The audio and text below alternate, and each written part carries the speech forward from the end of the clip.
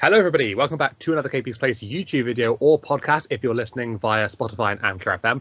This is KP here and I am joined once again by Kurt and by Scarlett, and we're going to be running through our Elimination Chamber reactions and results video here, just basically saying what we thought of the event as a whole, describing what we thought of all the matches, what we thought of the winners, and all the ins and outs that took place at Elimination Chamber. So, without further ado, then, let's get straight on. And we've got the Women's Elimination Chamber match that obviously featured the likes of Raquel Rodriguez, Asuka, Liv Morgan, Nikki Cross, Natalya, and Carmella. So we knew that the winner of this match would go on to face Bianca Belair, the current Raw Women's Champion, at WrestleMania. And out of the 6 women, it was pretty much thought of that Asuka was going to be the most likely to get the victory in this one. And it delivered. So Asuka obviously was the winner of this match. I thought this match was pretty good, to be honest with you. I thought the result was expected, but it wasn't disappointing by any means necessary. It was a good way to start off the show. It just sort of like bringing the energy sort of thing. I thought maybe the men's would have started off the show, but nonetheless, we started off with the women's one. Again, I don't really have a problem with that as such. But yeah, Asuka winning was definitely the right call, in my opinion. Obviously, we get her against Bianca Belair, which I think is the test for Bianca. Obviously, we've discussed Bianca sort of like credentials as a champion recently, and sort of like her match that she had over the last few events, and whether she would retain against the likes of Bayley and Alexa Bliss and whatnot. This, I think, is going to be the biggest threat to Bianca's championship reign, because obviously Asuka at the moment in this sort of Kana style persona is another beast. So I'm excited because obviously Asuka at the moment is on another level, and it seems like she's getting back to her sort of dominant and vicious ways of old. So I'm very much happy with that sort of outcome. But yeah, it was a high intensity match inside the chamber, as expected, really. Some great spots featuring the likes of Nikki Cross jumping off the pod. There was a crossbody from the top there. If you're watching on YouTube, you can just see on the bottom corner there. The likes of Liv Morgan's sunset flip powerbomb from the pod on Raquel. That was utterly insane. Like, I thought that spot was ridiculously good. Yeah, another really awesome spot in the match there.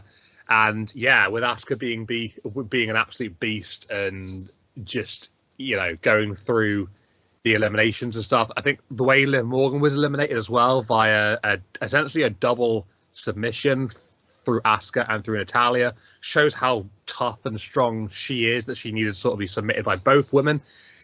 I thought that all of the women were really good at having sort of like a showing in this match. Obviously, you had Carmella running from pod to pod, sort of like acting as the sort of like scared, sort of wanted to get away from the action style competitor of the match.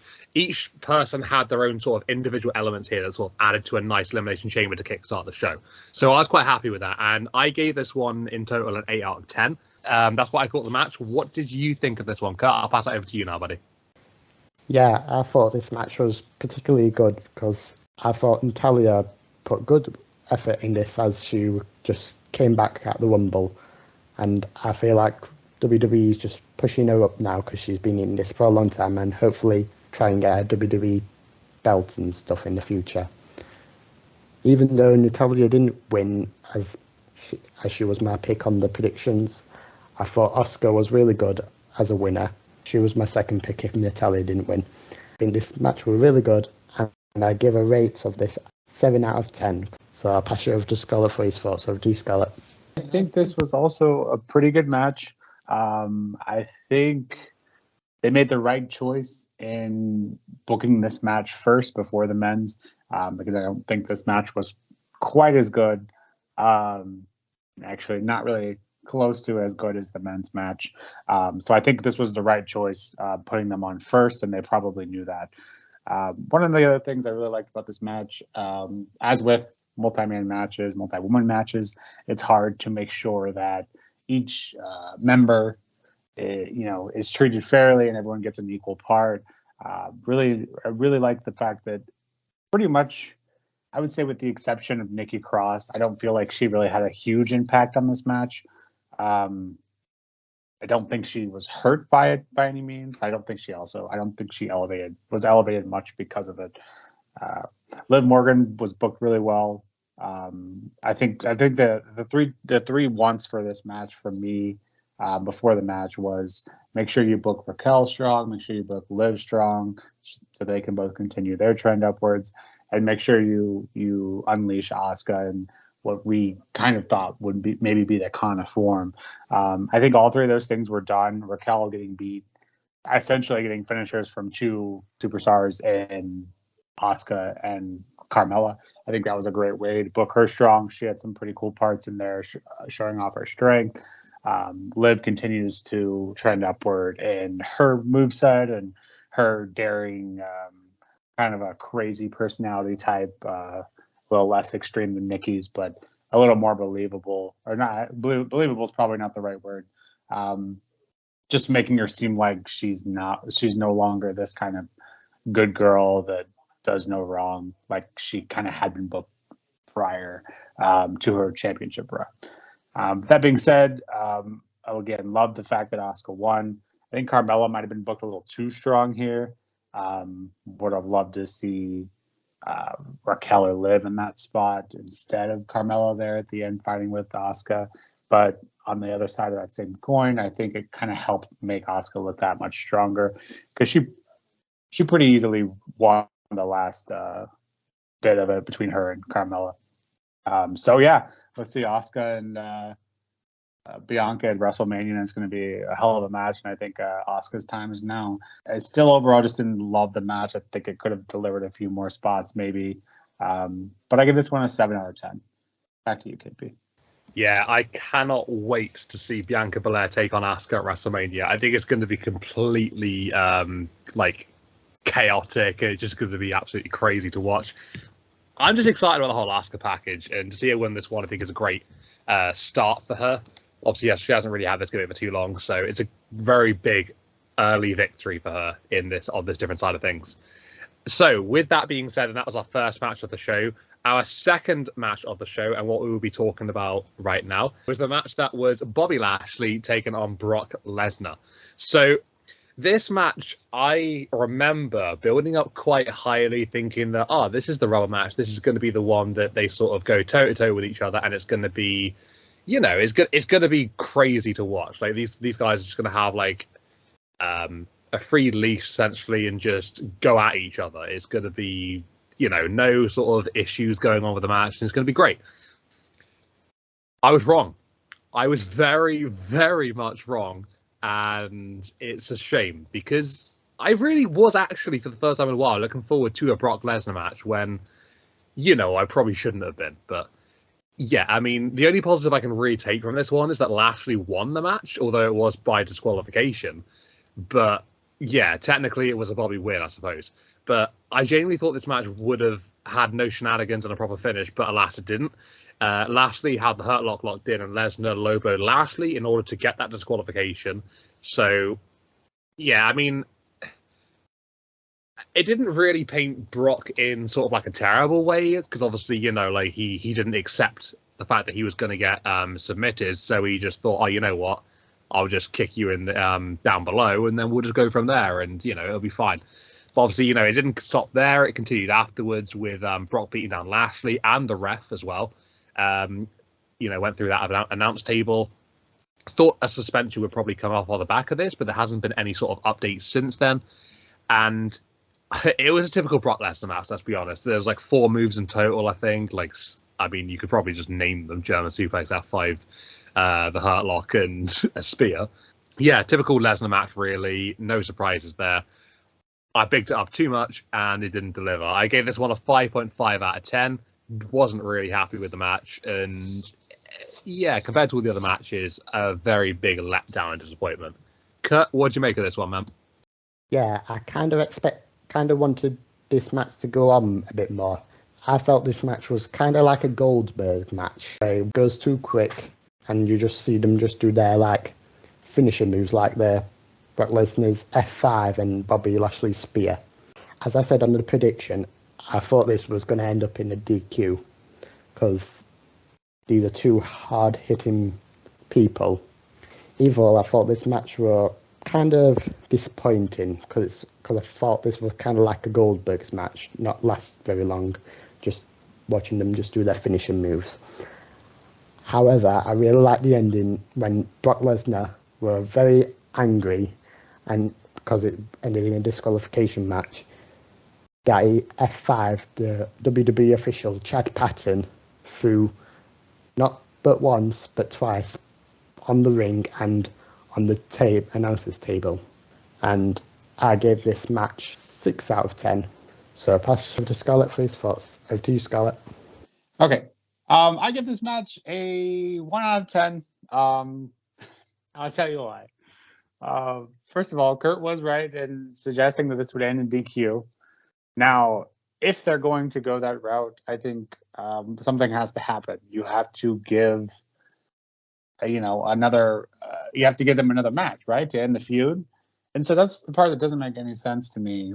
Why are we ending a feud in a DQ match where neither of them looks good? Brock is supposed to be the face, acting like a heel, and unless this was supposed to be a double turn of some sort, I don't quite understand. I mean, the whole heel face dynamic in this entire feud has been weird, anyways.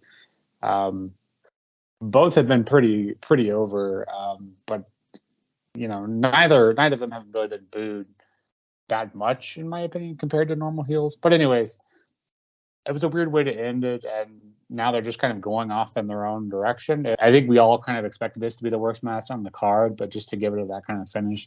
And it's possible that maybe the bookers just kind of booked themselves into a corner with these two.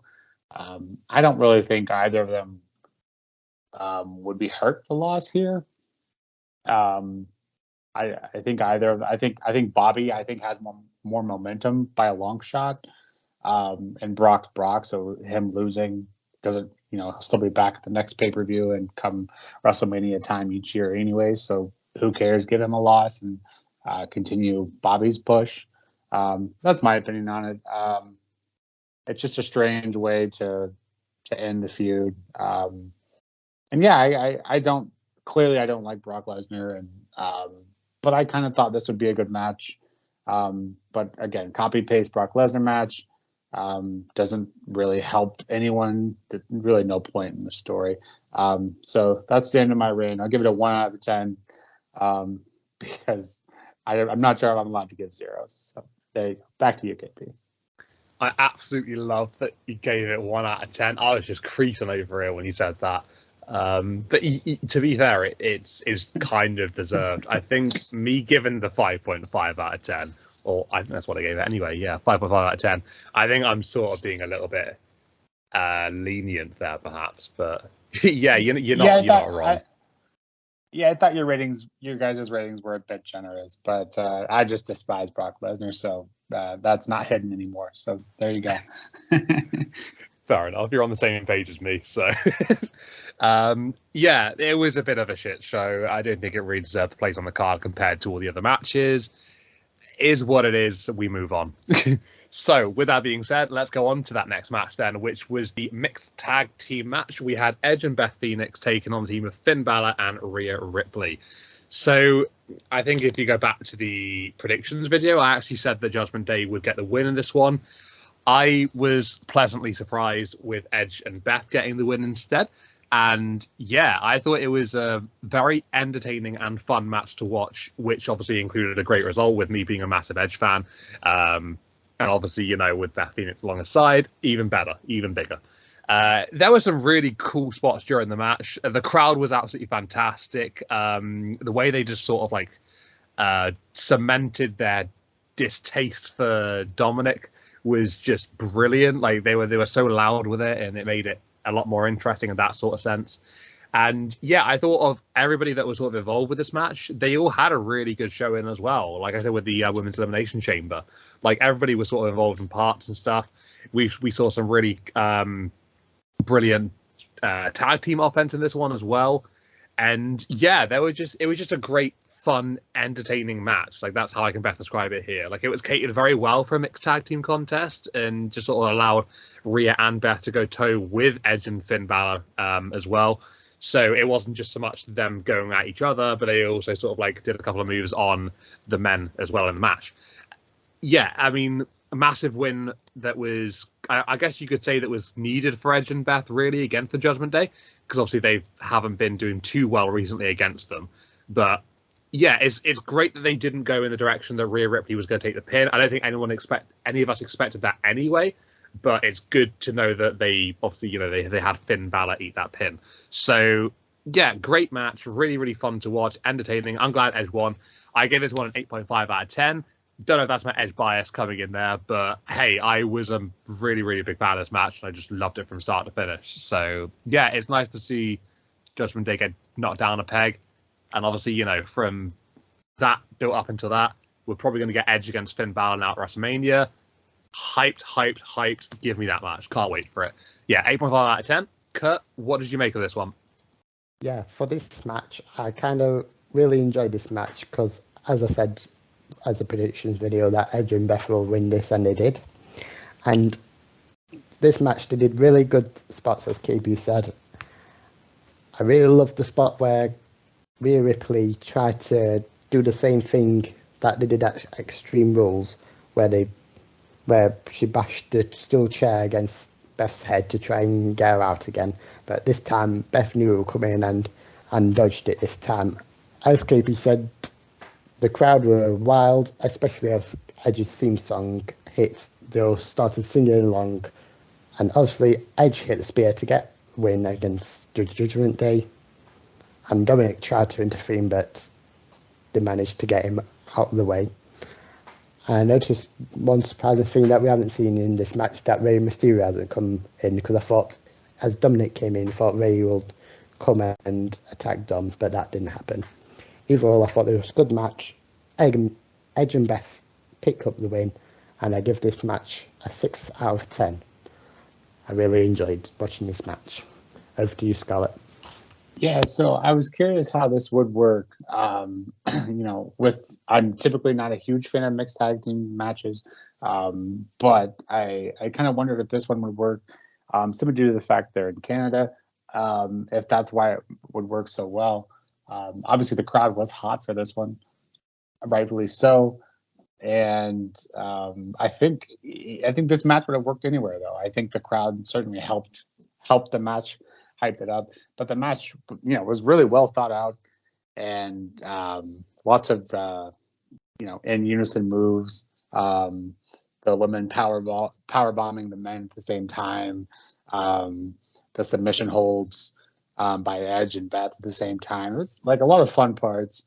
But yeah, I don't think the crowd was needed to make this match good, but it certainly did help. And no bias. I think, my one request here was let Edge and Beth win, with Edge beating Finn.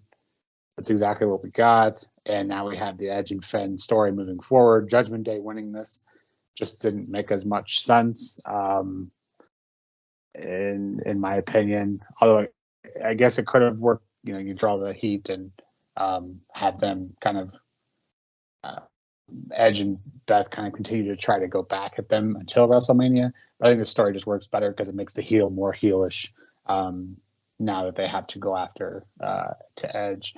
But I did also love the fact that the aspect that Dom added here, the FU Dominic chants were great, and one of the highlights of the match when someone a manager type role, in this case he's not, but the type of role he's in right now, when he's outside of the ring and he's just the biggest part of the match as the people inside the match, I think that just a testament to how well they're playing this Judgment Day faction at the moment. But yeah, no bias here, KP.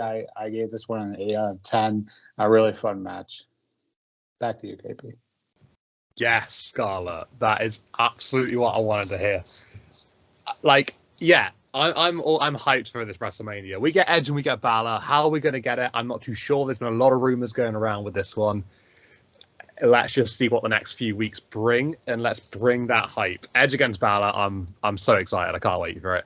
So let's go on from that match then. That was the mixed tag match. We now talk about the Elimination Chamber match. That was for the United States Championship. We had the likes of Montez Ford, Damian Priest, Bronson Reed, Johnny Gargano, and Seth freaking Rollins, all challenging the United States Champion Austin Theory inside the Elimination Chamber.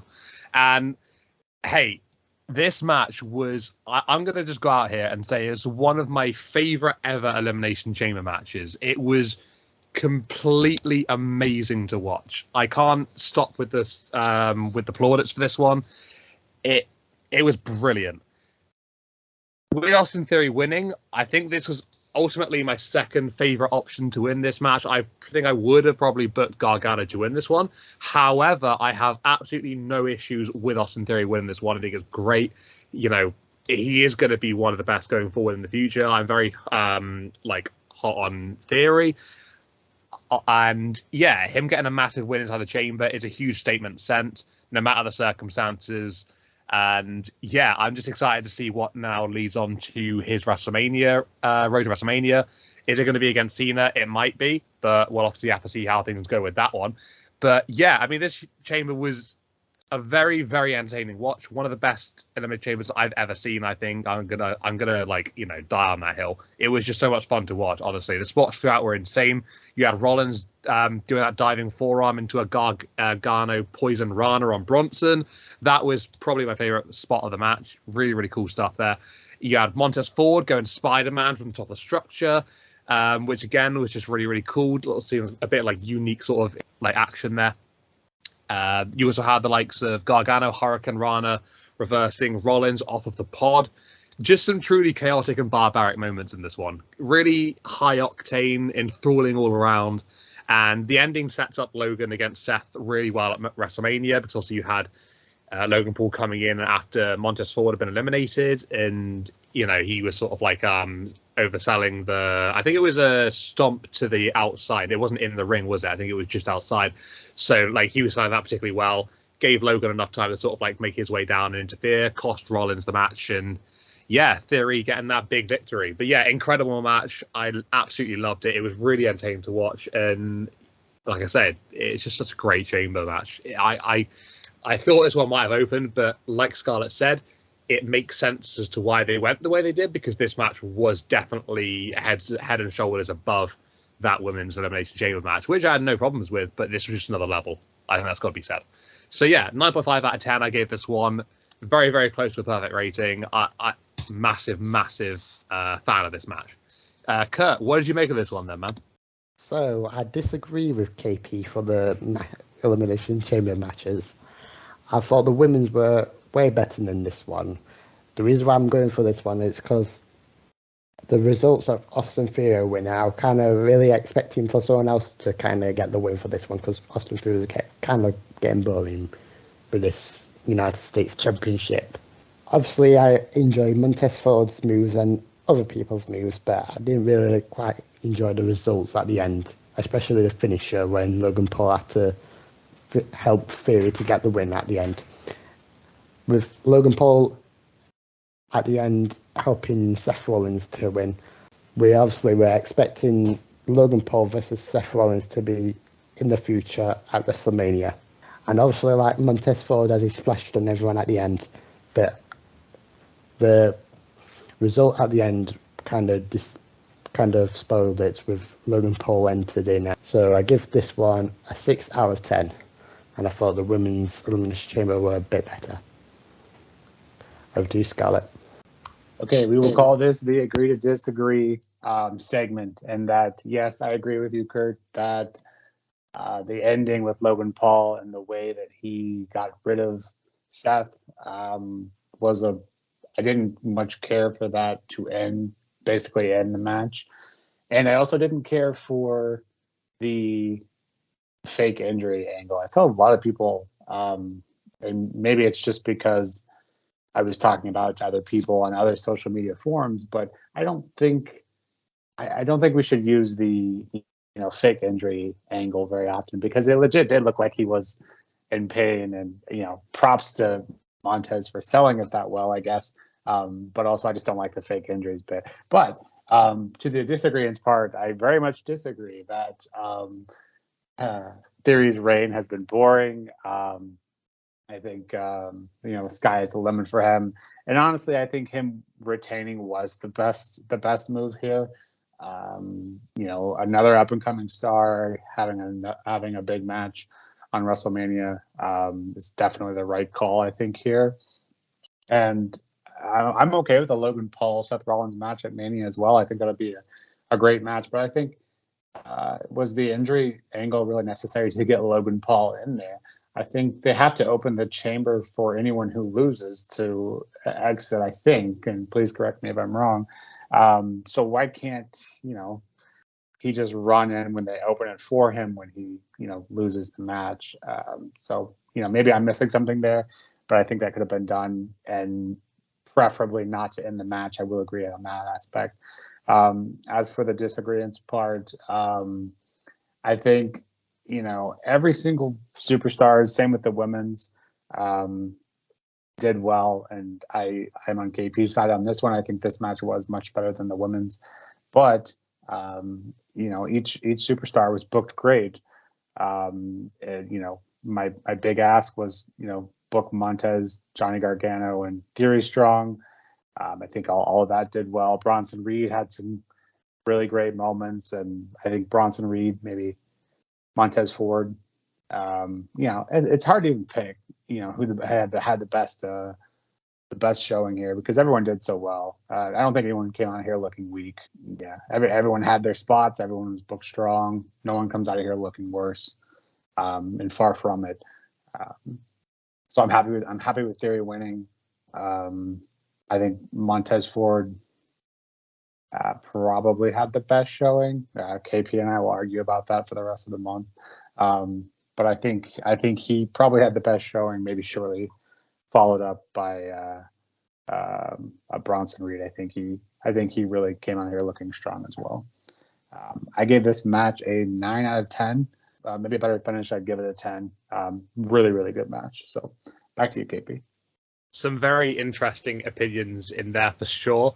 I think we can sort of all agree that this is one of the big talking points from Elimination Chamber, though. So, yeah, a lot to sort of take from this one. Sets up a couple of different angles, and it's a nice Elimination Chamber to sort of like have in the history books. We can always look back on this one to maybe discuss about what happens from here on. But yeah, I mean, I get exactly what you're all saying, and I think sometimes you just got agree to disagree sort of thing. It's not normally a bad thing, though, and I think in this case it is. But having said that, I mean, nice way to talk about the chamber matches. There was one more match on the card that I think a lot of people did look forward to, and that was obviously the undisputed WWE Universal Championship match featuring the champion Roman Reigns defending up against the hometown boy Sami Zayn. And obviously this match went the sort of way that a lot of people probably thought it was going to go, with the whole back and forth between Sami and Roman, both men sort of getting a lot of offense in at each other, and it going on a fair amount of time. I think there was a solid few minutes at the start of the match where they didn't actually engage in any physical contact. They just sort of had back and forth stares at each other, and then obviously the crowd playing their parts. They were looking towards the crowd and whatnot, and they were just basically basking in the energy of the crowd. It was a feel of the moment type of match. I don't think this happens that often in terms of the sort of energy that was provided there, and that just set the tone. You knew it was special from there on. The expected result happened here, so Roman Reigns picking up the win in the end via a heap of interference and whatnot towards the latter stages of the match. You have the likes of Jimmy Uso and Jey Uso getting involved, in their own little individual ways. I thought the match was good. I enjoyed the match quite a lot. The crowd, I think the crowd carried this match to be better than what it was. I'm not going to take anything away from it itself. I thought the match was great. But I feel like if you take away that Montreal crowd, it doesn't have the same vibe. It doesn't have the same sort of status to it or prestige. And I think you could kind of tell. I don't know, don't get me wrong, the match was good, but I thought it could have been better. But I think I'm being a bit uber critical there, to be fair. Like I said, it was good. There were some incredibly close near falls throughout the match as well. Plenty of drama to go with it. The ending was a tad lackluster, I personally felt. But the setup, obviously, you get those foundations to go towards WrestleMania season. So obviously with the likes of Kevin and Sami sort of essentially teaming up to sort of just get out alive on this night. Because obviously you had the likes of Kevin Owens getting involved afterwards and basically just protecting Sami from suffering that beat down in front of his family, similar to that of the one that he suffered at Royal Rumble, where Sami just sort of like watched it happen and then eventually stood up to Roman Reigns. But instead, this time, Kevin Owens comes out early doors to try and get it stopped. And yeah, it sets up from here to go toward WrestleMania then. You had Jimmy and Jay getting involved in parts, like I said. And Jay with the whole confusion, not sure what he wants to really do in the situation. Obviously, you know, Sami, who he's despised for such a long time and then recently become essentially brothers with in that sort of hypothetical stance. Yeah, you can tell why the storytelling was put in this, and it's great to see because obviously Jay is going to be conflicted here, so that's the right move. Kevin is going to come and, you know, stop the beatdown because it sets up WrestleMania bit by bit. Roman's going to just be himself and he's just going to get the job done. And obviously, you know, he doesn't care about anything else. He can sort out the bloodline afterwards, and that's what we're currently seeing on the modern shows at the moment in the last couple of shows, and obviously we'll get carrying on towards Mania. Yeah, I mean, great sort of main event in terms of the hype. I just would have liked to have seen a better ending. I think that's my main issue with this one. If it was a slightly better ending, if it was just a little bit less obvious how it was going to go down, I think it would have been great. But good match. The crowd, I can't have enough plaudits for the crowd. They were utterly unreal for this whole show, let alone this match. But they properly showed up for this match alone. I gave this match a 7.5 out of 10. So, yeah, a pretty good rating there from me. Kurt, what did you make of the main event then, lad? So I thought this match was the best match of the night, with all these crowds going and the amazing spots and moves and kickouts and etc. that happened.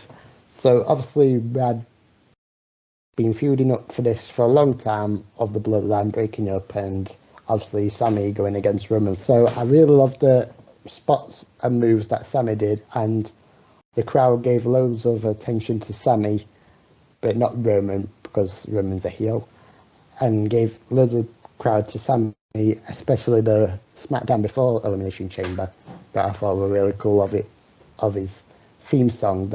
I really liked how much Sami Zayn kept fighting against Roman Reigns to try and get the WWE Undisputed Championship, and obviously kicking out and keep going and so on and so on and so on. And at the ending, even though Sami didn't get the title, I thought he did a really good job of making this a good match. And I really liked the ending, especially when Kevin Owens returned and helped Sami to face off the Usos and Roman Reigns to get payback of what Roman did to Kevin at Royal Rumble. And obviously Jay came out as well, and Roman tried to get Jay to hit the chair, but it was taking too long before Kevin Owens came out and attacked them both. And I wonder where this goes. I wonder if Jey Uso returns back to the Blue Line or join Kevin or Sami for this one.